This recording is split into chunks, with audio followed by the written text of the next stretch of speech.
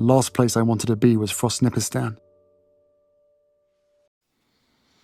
This one's wife. Harry begs. But what for? Hello, I'm H.G. Tudor. We turn to that bastion of journalistic excellence which is known as Heat magazine. For a long while, it really seemed like there was no going back for Prince Harry. He'd made his bed in California, had lodged a pile of complaints and accusations against the royals in the aftermath, and seemed hell-bent on forging ahead with his new life, with, of course, the distant notion that he could always make peace with his family in the future. Then came King Charles's call earlier this month informing his estranged son he had cancer, and everything changed. Suddenly, time was fleeting, and Harry responded accordingly, jumping on a plane to London for a very brief reunion with the king, and setting in motion the possibility of a longer-lasting truce. He may only have been in the United Kingdom for roughly 25 hours, but still, Harry's wish to talk to his dad face to face as the latter embarked on cancer treatment signalled a new chapter in the Sussex separation saga, promising the hope of a reconciliation. There's just one snag. One half of Team Sussex isn't quite playing ball. It's no secret that this one's wife has her aversions to reconnecting with the royal family on UK soil. Pausing there, as I've made it very clear to you, at the current time, her narcissism evaluates the situation as thus. Media, hostile. Population, hostile. Members of the royal family, hostile. Therefore, 3 significant threats to control, potential upside of attendance, non-identified. Thus, as a simple cost-benefit analysis by her narcissism, remembering it is a self-defense mechanism, it sees that there's nothing to be gained and plenty of problems vis-a-vis control to be had. Therefore, the most effective thing to do would be to not go. Remember also, that situation could change. It's unlikely that the threats to control vis-a-vis lots of the population not liking her and the media disliking her, that's unlikely to change anytime soon. Certain aspects of the royal family aren't going to change their view either. William isn't suddenly going to defrost with regard to his view of this one's wife. But what might alter is the necessity of advantages that her narcissism could perceive by making such a trip. Therefore, that's why at the current time it's unlikely. But you must never say never when it comes to a narcissist, because self-absorption and self-need is such that there might be some advantage that is seen by her narcissism in her attending the United Kingdom that would transcend even those considerable threats to control. Accordingly, Heat is quite right.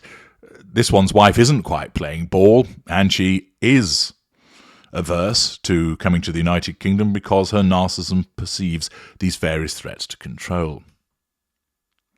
The article continues by explaining that, indeed, despite Harry's intermittent trips back to London since they stepped down as senior royals and moved to the United States in 2020, this one's wife has seldom crossed the pond, most recently making the journey in September 2022 to attend Queen Elizabeth's funeral.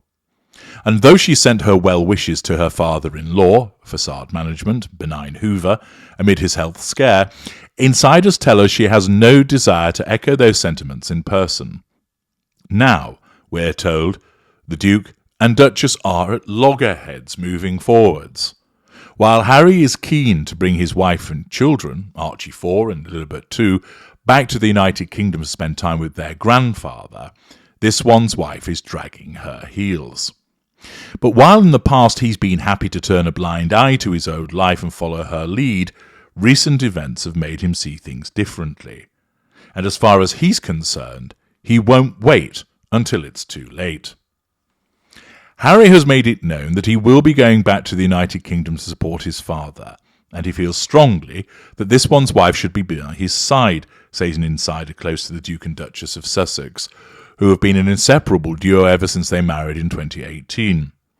He's been very patient thus far, but now it's time for her to understand his needs, and there's just no getting around the fact that his solo trips send a bad message. He wants his wife to stand with him, not only for emotional support, but also to let the world know that they are ready to move past old grudges. It's one thing for her to send nice messages over the phone, which of course she does because it's easy, but it would mean so much for Charles to see that she's willing to back up those words with actions. And of course, as you know from my work, that's not something that you should ever wait around for with a narcissist, as you'll find yourself aging and going grey. He deserves to see his grandchildren while he's still well enough to enjoy them. According to insiders, Harry's change of heart has come following a very positive, albeit brief, meeting with his father. Though the King is continuing to undertake state business and official paperwork, he is currently taking a break from public-facing duties while receiving treatment for cancer, which was found while he was undergoing a corrective procedure for an enlarged prostate, though the palace has said he does not have prostate cancer. He did, however, make a public appearance last week, smiling and waving at well-wishers who'd come to support him and Queen Camilla as they made their way to a church service on their Sandringham estate. And indeed, he was seen again this Sunday, going to church and waving. He's since released a statement expressing his heartfelt thanks for the many messages of support and good wishes he's received.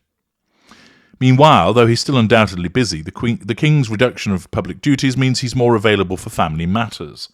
While he spent some time with his grandson Archie before he moved to the United States, he's only met his granddaughter Lilibet once at the Queen's Platinum Jubilee.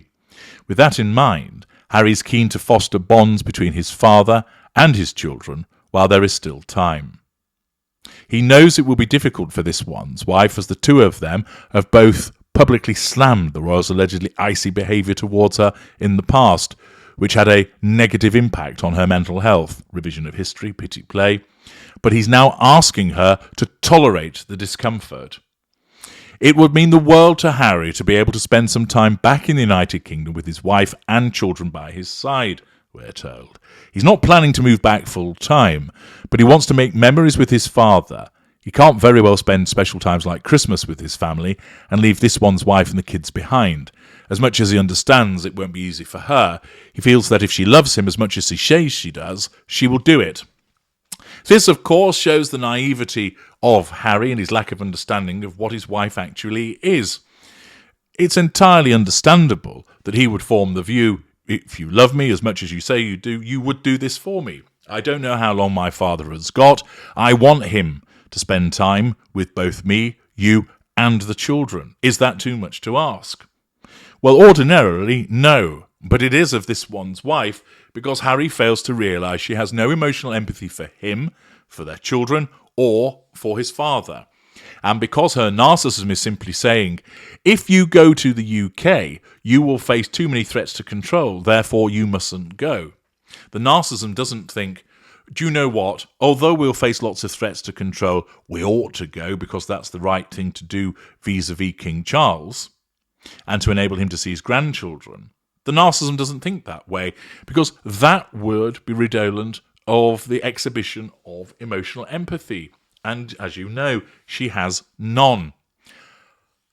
She only acts in her own interest, which is, too many threats to control, so I'm not going. Yes, begs Harry, but please, please come. I want all of us to be there so that my father can spend time with us. This one's wife would only do that if there were considerable benefits in her so doing, namely facade management, but it would have to be more than that, and one would suspect that she would need another residual benefit, which would be money. Given the fact that the threats to control aren't going to go away, it really needs to be something special that would compel her to travel to the United Kingdom and to bring the children with her. Harry can beg as much as he wants for this to happen. All he's doing is providing her with fuel, but she's going to be largely immovable until such times as her narcissism recognises that there's going to be some alternative benefit in her attending. The article continues by explaining, meanwhile, Harry's hoping this one's wife will compromise. It's clear this won't come at the cost of their determination to build a successful, lucrative life away from the royal fold. Earlier, the couple launched their new website, Sussex.com, which claims they're both shaping the future through business and philanthropy. Though they've continued to use their regal titles on the site, they've omitted any mention of their work as senior royals, describing Harry as a humanitarian, military veteran, mental health advocate, and environmental campaigner, and this one's wife as a feminist and champion of human rights and gender equity. As for Harry's hope to make things right with his family, it's clear there's still damage to be repaired.